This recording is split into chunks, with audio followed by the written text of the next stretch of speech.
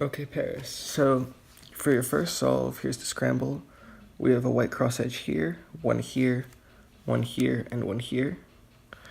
So obviously what you saw is you could put this piece here with a D and then move this one down to bring them in the right place relative to each other. And you can also do a U2 before that to put this piece here. So when you bring this one down, it'll go into the right place, and you can do an R2 here. So your cross solution was a D, U2, L, F prime, R2, D2, and that was your cross. So one thing you had in your solve was you had a very big pause here to look for your transition into first F2L pair. So the first pair you did here was this one, which is pretty smart because you can see all of the pieces pretty much from whatever angle you're looking at. So you rotated here and paired these pieces up and inserted them into the back. Pretty standard. And if you were tracking your next pair, which was this one, while you were doing that pair, you could have canceled into here. But I'm not sure if you were tracking that, but you didn't exactly cancel. Instead, you didn't really have a pause, but you did like do the extra. You did kind of do the extra moves to find this, and then you did a U prime, F, U prime, F prime, which normally I don't recommend just because F moves are kind of annoying to finger trick, but it works anyway. And right here, the next pair I would have done is this one. But you went for this one in the back, which actually makes more sense because they're both 2-gen, but this one's a little bit easier because it's in the back, so it makes look ahead easier for your next pair. And it also doesn't mess up the orientation of this corner, which is very nice. So you put this piece in here and did L, U2, L prime, U, L, U, L prime. And then you did a U2. And you paired up these pieces right here by doing R, U2, R prime, sledge. So one thing you can realize before doing the sledge is that when you do a sledge, the corners that switch is this piece comes here, and this piece comes here. This piece stays the same, and this piece obviously comes up here. So if you're holding it in this orientation, you can use the stuff that you've learned from two-sided PLL recognition to recognize that this is red and this is blue because you have orange and green here. And these will obviously become oriented, which is what you're doing with the sledge. So when you do a sledgehammer from this, like with this corner permutation, it will give you a nick loss in the corners, and it will obviously orient your edges. But since you have a red here and a blue here, you know that you can't have these two switched because it's parity. So you know once you'll do the sledgehammer that you can go right into nick loss and solve the cube. But instead what you did is you didn't look for the COLL and you did soon into J-perm, which obviously isn't as good, but if you were going to opt to do that instead, you could always cancel into it, which is what I would recommend if you recognize the nick loss too late, because there's no point in starting nick loss, undoing it, and then starting soon, undoing it, and going into nick loss, because that's just really awkward. So instead, you can just cancel into your J-perm. So that was your first solve. It was a 722, and honestly, there wasn't that much wrong with it. Just your last layer could have been better, and your cross to F2L transition could have been a lot better.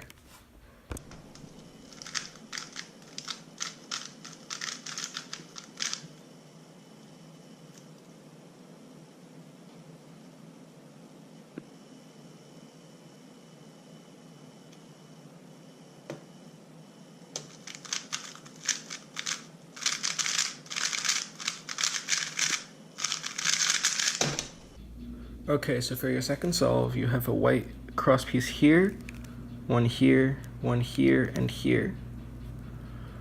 So you held it from this angle with yellow top, blue front. You did a D, R, L, and then you did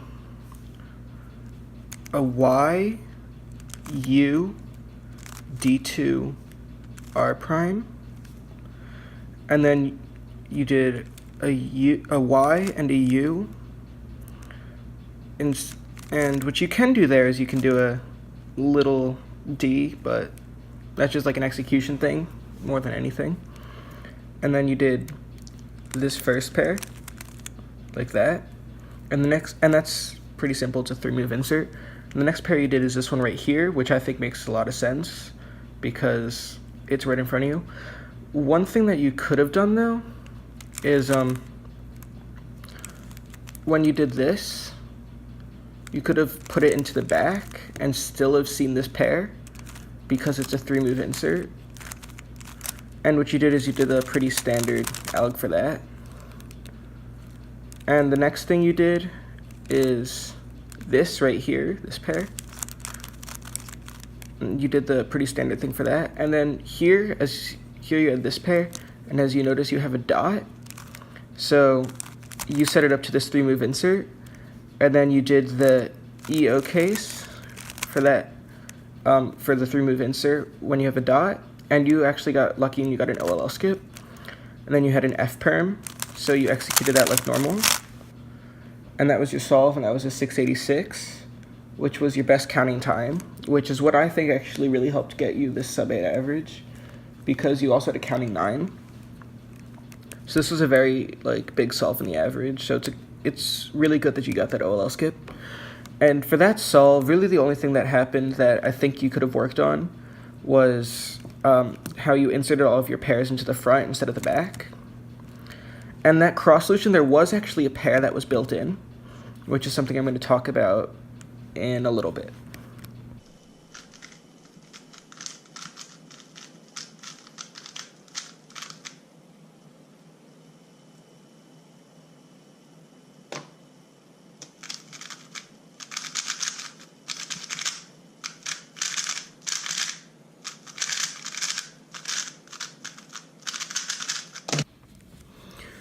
Okay, so for your third solve, this was your worst solve, and the solve that actually cost you from getting a pure sub 10 average.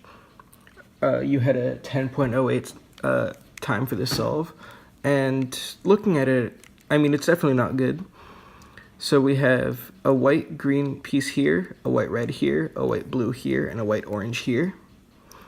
So what you did is you held it yellow top, green front. You did an L prime, F, U, R prime, F, then you did a D, L prime. And that's not a great solution because it was quite long, but that's not where this solve goes off the rails. So this pair right here, this was your first pair, and the way you did it is quite far from a good solution. So what you did is you inserted this edge right here, and then you took this out here. So that's 7 moves. And then you put this in, so that was an 11-move pair.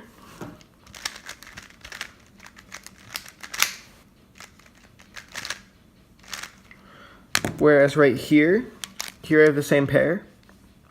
But what I do is I insert the corner and then do a double anti-sexy, which in my opinion is a lot faster, and it's the same amount of moves for the pair, but it's regripless, so I think it's a lot better. And this pair right here was your next pair, and it's not a bad solution. Just it's kind of awkward because you have to do a lot of F moves, and it made sense. It was like a 6 or 7 move solution, so it definitely wasn't a bad pair, just it's a little awkward to do all those F moves. And the next thing is you rotated here, and I don't think you actually saw this pair back here, but what you did is you took it out, and when I slowed down the video, this was basically the sound I got.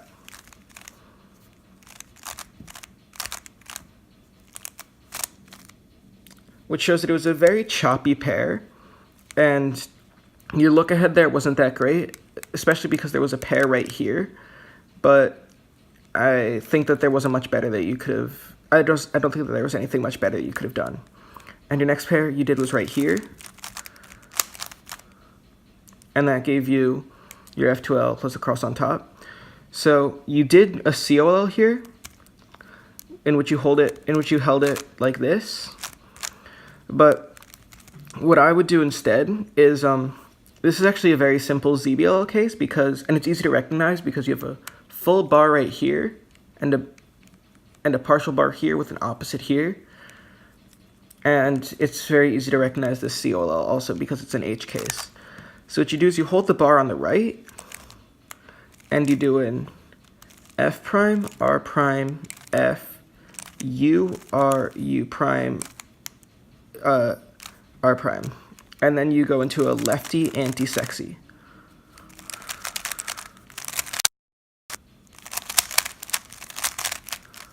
So again, that looks like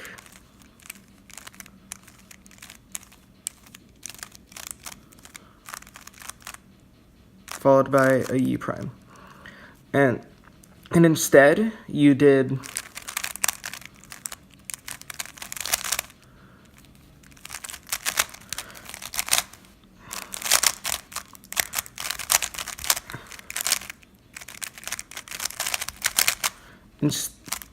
instead you did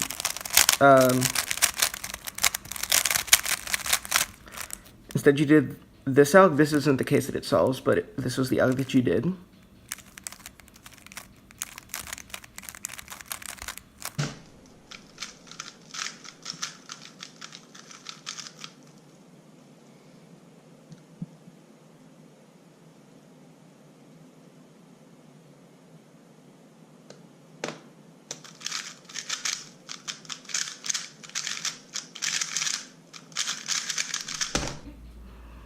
Your mind.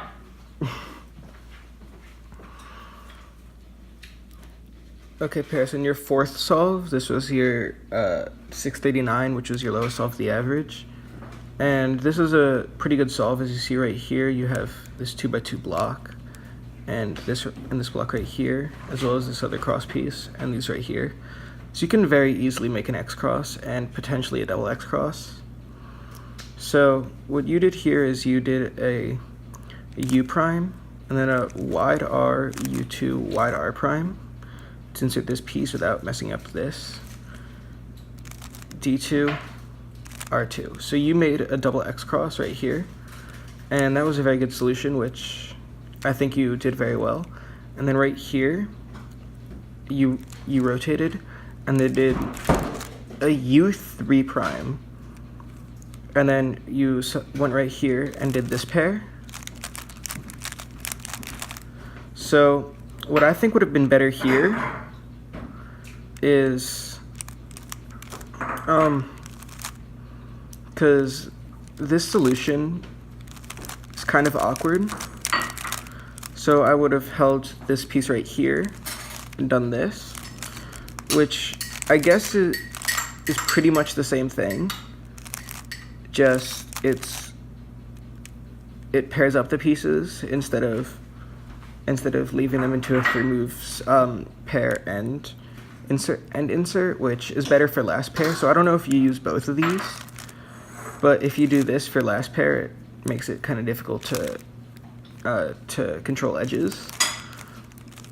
And this last pair I actually really liked. I didn't know this, but this was kind of a weird solution where you did L, F prime, but you kind of executed it like wide R, U prime, and then R prime, U, R, U, and then wide R prime.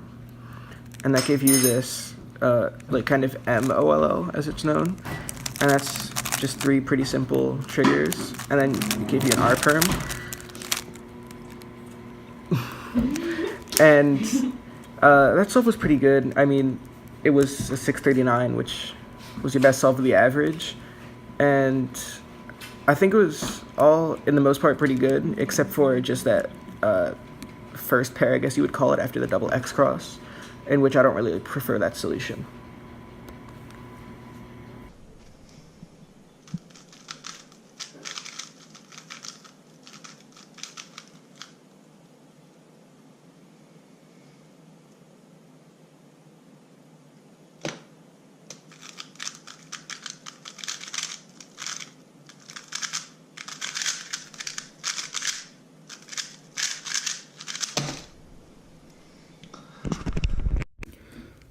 Okay, Paris, so for your last solve,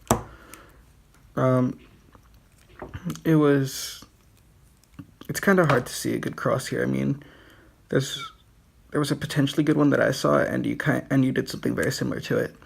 So we have a white blue here, white orange here, white green here, and white red here.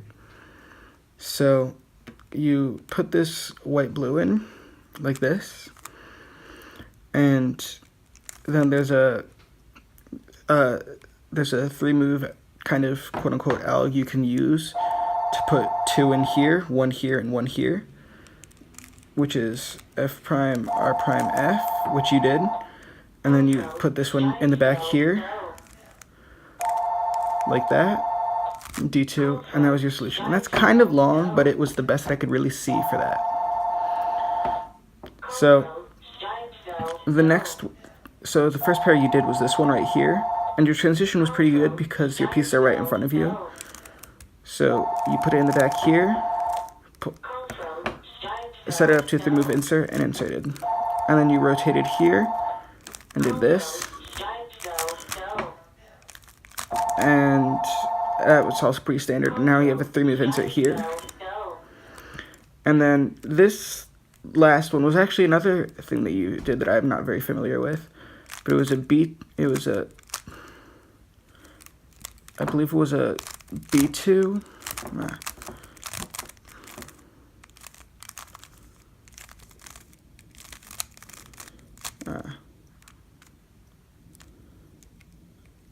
Something like this.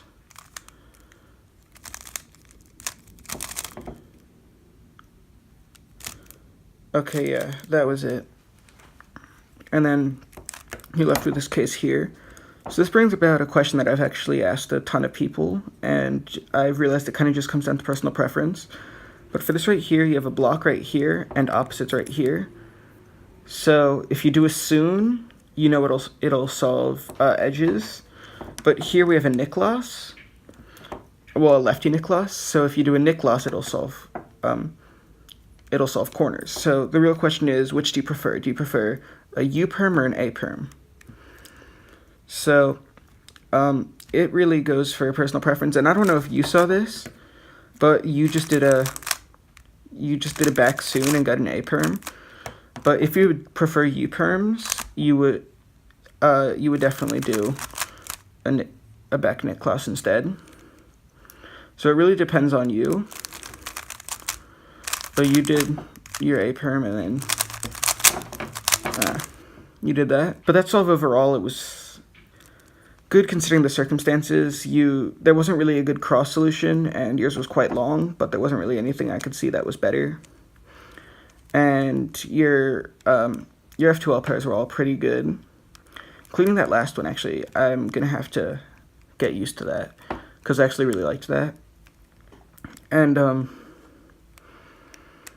I mean, that's really all that I have to say for this solve. Your F2L transition, your cross to F2L transition was very good. I'm not sure if it's just because the pieces were right in front, or if you had actually looked into first pair on that. And that's your 778 average. So the things you're good and bad at.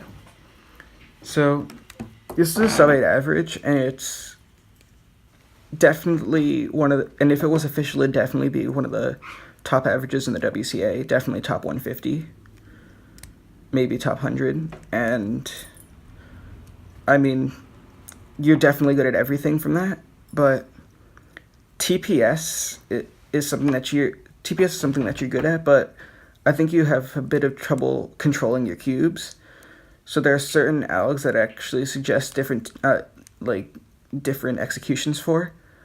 Like, a lot of times you do B2s by rotating and doing and doing U moves. Um, but pretty much B moves are just kind of something that like you have to get used to by like regripping it into a certain way. Like I don't know, if you did your A perms without the wide move or the rotation, it would look like you would do it like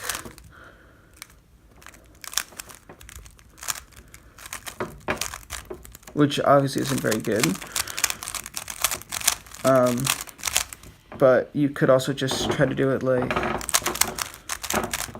like that with a regrip instead, which is something I would suggest working on. So the things that you're really bad at, I guess, are your transition into first pair. So for most of these solves, they were fluid for the most part, except there was a long pause in searching for your first pair. So I'm just gonna hand scroll this, but pretty much what I saw when I slowed down the video to try to figure out what you were doing was if you got something like this, you'd have your cross, and let's just say this is your cross, okay?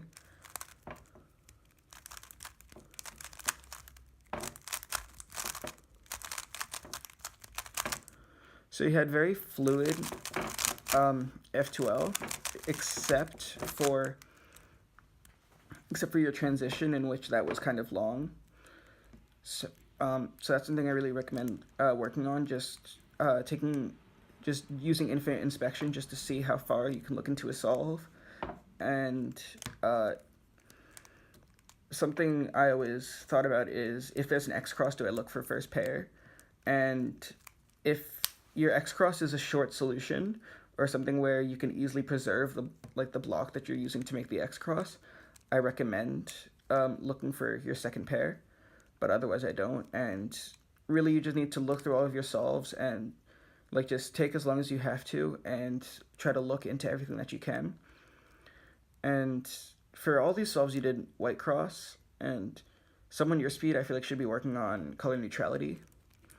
So see if you can get your F2L up to par for all the other colors. Yellow shouldn't be that difficult, but the other color, like green, red, orange, and blue might be very difficult. So the two ways you can do that are either spend a lot of time focusing on one color, like doing maybe a week or something of just orange. I'm not color neutral, so yeah.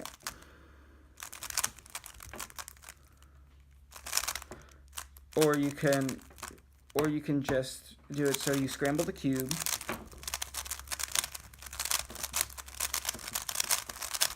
and you just figure out which color works best for the scramble. So for this one, I'd say red, because it's a 1, 2, 3, 4, 5, 6 move cross. And then you do the rest of the solve on red. And they both have their downsides, but I definitely think when I work on color neutrality, I just do the one where I choose the best cross and not just one color. And it makes improvement a lot slower, but I think that it has better results. But that's really all based off what you want to do. And I mean, your solves are very good. There's no denying that.